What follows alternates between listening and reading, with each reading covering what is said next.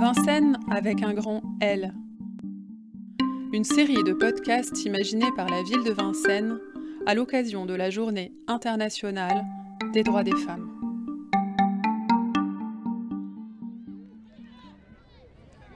Épisode 5, Lise. Chaque jour, Lise Anouris-Sigeti entraîne les athlètes de l'INSEP sur le terrain salutaire de la thérapie.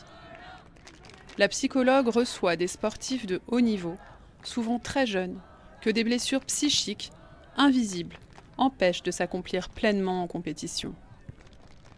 Dans son bureau, pas de chrono, pas de plan d'entraînement. Aux athlètes rodés à la culture du résultat, elle propose une course de fond dont ils sont seuls à pouvoir décider de la ligne d'arrivée. Alors aujourd'hui, on est chez moi parce que j'ai accouché le 1er janvier 2021 et que je suis en congé maternité.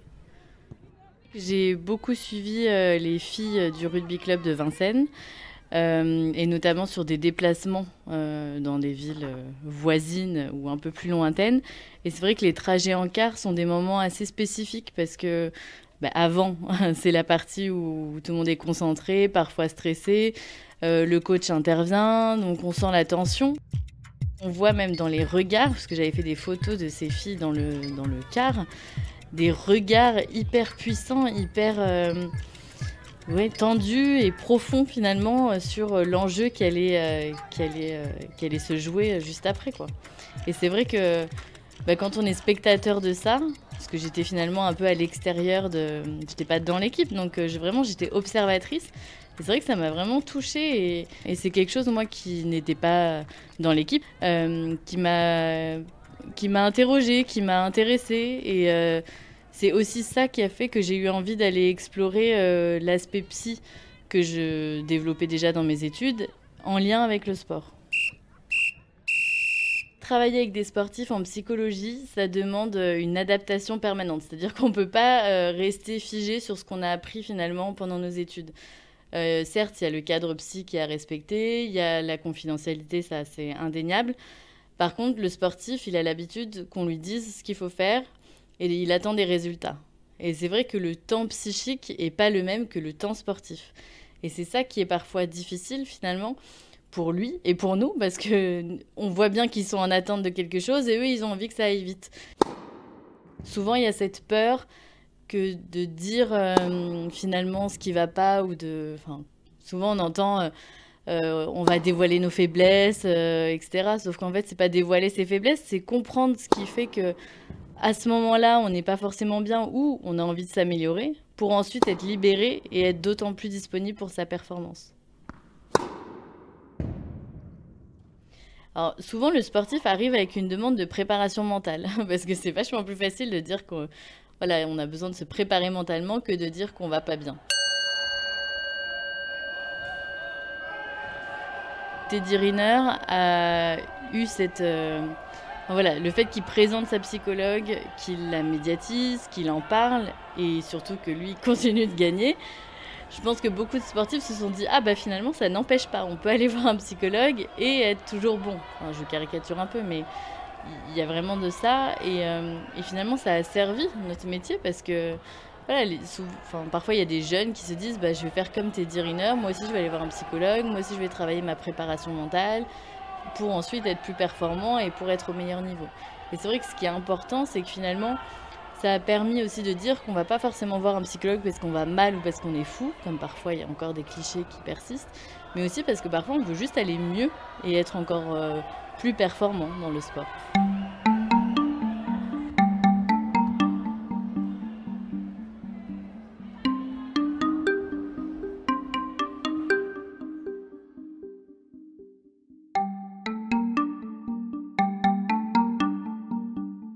C'est sûr que dans les sports esthétiques ou les sports à catégorie de poids finalement, parce que là aussi on est attendu sur un poids, sur une apparence. Donc il y a soit l'apparence physique, soit l'apparence de la balance, la pesée comme on dit.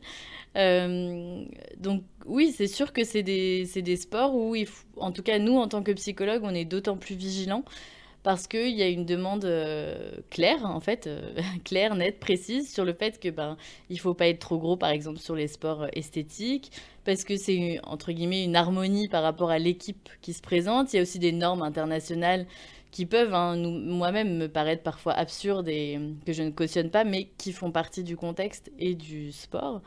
Et puis pareil pour les catégories de poids, c'est-à-dire que le poids, c'est le poids, c'est-à-dire que là, il n'y a pas à discuter, si vous n'êtes pas au poids sur la balance, ça va poser problème. Oh oui, il est d'accord avec nous, je crois. J'ai le souvenir d'une sportive qui était arrivée dans mon bureau en pleurs.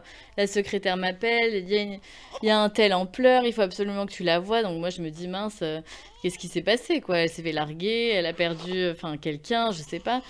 Et là, la sportive me voit, arrive et me dit, mais c'est horrible, j'ai mangé un paquet de gâteaux entiers, je me sens trop mal. Et moi, j'étais là, oh, je me suis dit, c'est ok, tout va bien. J'étais vraiment rassurée, en fait. Et en même temps, il fallait pas que je renie son émotion qui était vraiment très forte et qui était légitime parce que, effectivement, dans son sport, c'était pas concevable de s'être enfilé un paquet de gâteaux. Dans la réalité de certains sports, un croissant le matin, c'est se moquer du monde, quoi. Cette exigence, elle est parfois posée par les entraîneurs, mais parfois c'est au-delà, en fait. C'est le contexte du sport en lui-même qui impose ça. C'est comme si c'était quelque chose de non dit, mais que tout le monde sait, finalement. Notamment dans les sports esthétiques, on ne fait pas ça. Il y a une façon, comme d'habitude, de le dire et de le travailler. Parce que si vous dites à quelqu'un, surtout ne fais pas ça, souvent, la personne va aller le faire. Donc c'est avoir une approche, on va dire, différente sur les comportements alimentaires, la façon de s'entraîner.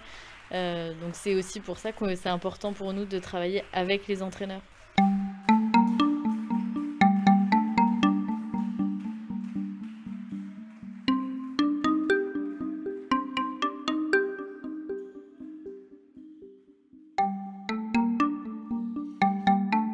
Si on reste que dans notre bureau, notamment je parle de la psychologie du sport évidemment, parce que le psychologue sinon reste dans son bureau, va rarement sur le travail, au travail de ses patients. Par contre, nous dans le sport, comme le sportif est pleinement imbriqué avec son environnement, son entraîneur, son préparateur physique, c'est indispensable pour nous d'aller voir la réalité du terrain. Et effectivement, il faut qu'on sorte de notre bureau, il faut qu'on aille les voir, ne serait-ce que pour prendre conscience de ce qu'est la réalité de l'entraînement. Quand on voit un entraînement de natation artistique, effectivement, là, on prend l'ampleur de la réalité de ce que c'est, de la difficulté au niveau du corps. Moi, je suis très admirative, en fait, de leur courage, finalement, d'encaisser toutes ces heures d'entraînement, cette préparation. C'est un investissement énorme.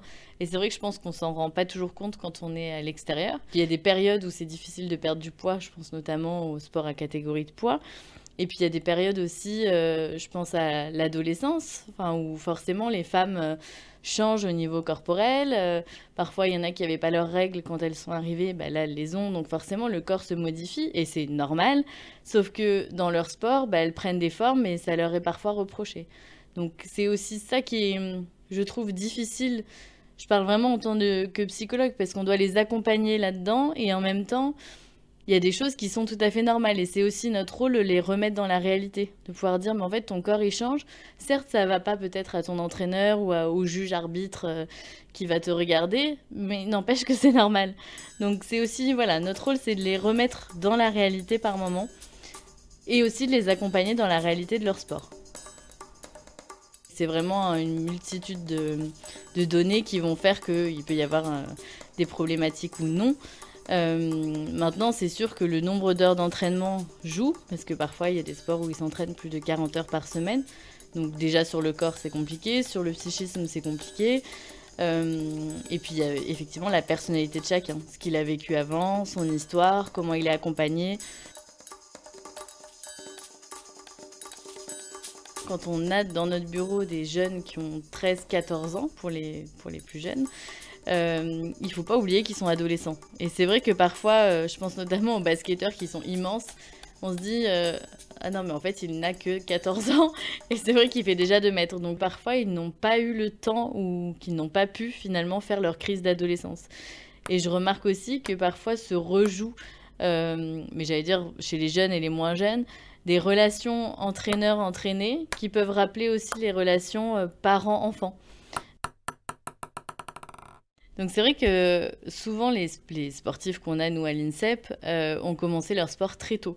Donc ils avaient parfois 5 ans, 6 ans. Et donc c'est vrai qu'à cet âge-là, est-ce qu'on choisit son sport? Je sais pas, mais en tout cas, voilà, on est dedans et parfois on est dedans, on passe les étapes de sélection, etc. Sans forcément les choisir ou en tout cas les choisir consciemment, en se disant, bah tiens, je passe cette étape-là car j'en ai envie, etc. Et souvent, il y a aussi des sportifs qui se retrouvent à l'INSEP ou parce qu'on est venu les chercher, parce que voilà, ils sont arrivés là, c'était le chemin classique en fait. Et donc une fois qu'ils sont là et qu'il y a plus d'une trentaine d'heures d'entraînement par semaine, qu'il y a la scolarité aussi à gérer, bah, la préparation physique, le kiné, enfin voilà, qu'il y a vraiment un emploi du temps très chargé, bah, parfois on voit que ça décroche. Et c'est à ce moment-là que parfois ils viennent nous voir ou qu'ils sont envoyés par les entraîneurs finalement. Et ça arrive qu'on constate que finalement, ils ont fait ce sport-là, soit parce que les parents ont fait ce sport aussi et qu'il y a quelque chose dans la famille où, en gros, inconsciemment, on n'a pas trop le choix de choisir autre chose. Et du coup, bah, on fait ce sport et sans se poser de questions. Ou bien, bah, en fait, ils ont aimé ce sport, mais ils l'ont continué peut-être pour faire plaisir ou parce que papa et maman, finalement, ont beaucoup investi, que ce soit financièrement ou bah, le fait de les emmener à droite, à gauche, enfin, ont toujours été très présents. Et il y a quelque chose de l'ordre de... Bon, je pense qu'on peut appeler ça comme de la loyauté envers son parent, de voilà, il s'est investi, je peux pas le décevoir. Ou alors, ma région est derrière moi, ma ville est derrière moi, je suis attendue, etc. Et finalement, le sportif se perd un peu là-dedans et oublie ce pourquoi il a commencé ce sport et ce pourquoi il aime ce sport, en fait. Et parfois, on reprend juste ça et le sens du plaisir, etc. revient. Et parfois, ils se rendent compte que bah, non, en fait, j'aime plus ce sport et c'est OK. Et c'est à nous de les aider aussi dans ce cheminement-là, à se dire que arrêter, et finalement, c'est pas grave, ça peut arriver. Et parfois, il vaut mieux arrêter pour se sentir bien et que la vie hors sport est aussi très sympa. Et c'est vrai que, alors parfois, ça va un peu à, je sais pas si on peut dire à contresens, mais voilà, on est dans un établissement qui prône la performance et nous, on vient les aider à arrêter. Donc c'est vrai que c'est le travail de psychologue est parfois un peu, voilà, bizarre par moment, mais en même temps, nous, on est là pour le bien-être psychique du sportif, que ce soit dans son arrêt ou dans sa continuité de carrière.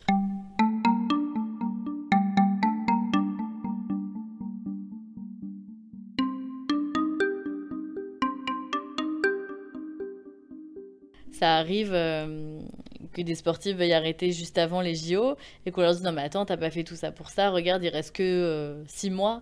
Mais en fait, 6 mois quand on n'a plus envie ou 6 mois quand on n'est plus dedans, et ben ça va pas quoi. Ça peut pas continuer.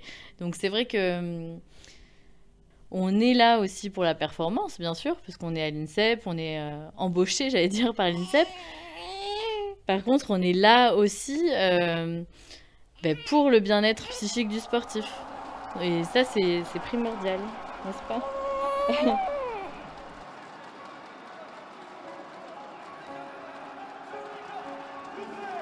Ce qui me touche particulièrement, ce sont les sportives qui notamment se posent la question de quand est-ce qu'elles vont faire un enfant.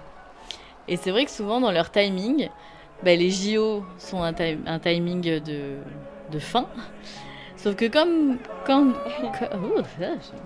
souvent les Jeux Olympiques sont un timing de fin de processus finalement, de période. Mais comme là, les JO par exemple ont été reculés d'1 an, je peux vous dire que ça a mis un petit bazar dans pas mal de parcours, j'allais dire féminins, qui s'étaient dit après ces JO-là, je fais un enfant, je construis ma vie de famille, et voilà, et le sport, ce sera derrière moi. Et en fait, on peut se dire, pareil, 1 an, qu'est-ce que c'est de plus, après tout. Mais en fait, quand vous avez été un peu programmé, ou qu'en tout cas, vous vous êtes programmé ça comme ça, c'est très difficile de l'accepter. Et je pense que c'est le cas avec toutes les fins de carrière. C'est-à-dire, voilà, à quel moment je mets un terme à ma carrière, peut-être pour faire un enfant, pour construire ma vie de famille. Et en même temps, je sais que je peux peut-être pousser encore 4 ans parce que je serai encore opérationnelle pour les prochains JO. Mais du coup, si je fais un enfant entre-temps, est-ce que je peux rebondir? Et en même temps, on a vu des exemples de femmes sportives. Je pense à Estelle Mosley en boxe qui est revenue au très haut niveau après avoir eu 2 enfants. Donc, enfin, en soi, c'est possible, mais c'est vrai que dans ce parcours de femme, bah, ça pose question.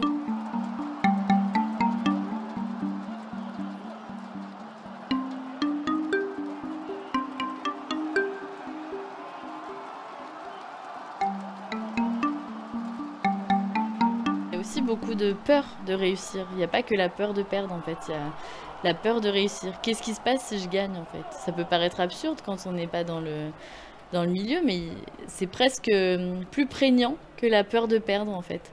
C'est-à-dire, bah tiens, j'ai une compète, en ce moment, je suis hyper forte, mais qu'est-ce qui se passe si je suis encore forte et que je réussis? Il y a une histoire qui m'a particulièrement touchée d'une sportive qui avait fait les Jeux Olympiques dans un sport de combat, qui avait très bien réussi puisqu'elle a fait une médaille d'argent. Donc moi je la vois ensuite, les sportifs ont des bilans psychologiques à faire 1 fois par an, donc je la vois dans ce cadre-là. Et je lui dis, bah alors, comment vous avez vécu, comment t'as vécu euh, cette finale? Enfin, c'est vachement bien, médaille d'argent, enfin voilà, waouh quoi, les JO, enfin c'est... Moi j'étais hyper enthousiaste et tout. Et puis finalement, en travaillant avec elle, elle m'amène le fait qu'elle l'a pas du tout bien vécu, mais pas du tout. C'est-à-dire que jusqu'à la finale, elle était en mode un peu pilote automatique. Elle faisait son truc, elle combattait, elle gagnait, etc. Jusqu'au moment où, juste avant la finale, on lui dit, quelqu'un de son entourage lui dit, je sais plus si c'était l'entraîneur ou des sportifs autour, tu te rends compte, tu es en finale olympique. Et là, ça a été fini. Toute sa bulle a explosé. Et du coup, elle s'est mis une pression de dingue et elle a hyper mal vécu sa finale. Et elle m'a dit, mais pour rien au monde, je retourne au JO. Et c'est vrai que quand on est extérieur à ça, on se dit, mais attends, quand même, les JO, c'est un truc de fou. Et ben non. Elle s'est rendue compte de toute la pression, et de toute la pression, j'allais dire, d'un pays entier, de voir un sportif en finale des Jeux Olympiques. C'est-à-dire qu'elle est attendue, tout le monde est derrière elle, et je pense qu'elle n'était pas du tout prête à vivre cette pression-là, et que c'était trop fort pour elle. Et je pense que c'est en ça qu'elle l'a pas bien vécu, et elle a complètement subi sa finale à cause de ça. Et je trouvais que c'était assez touchant de l'en entendre parler, parce que je pense que personne lui avait laissé la possibilité de dire que ça avait été difficile. Et que justement, elle l'avait pas bien vécu.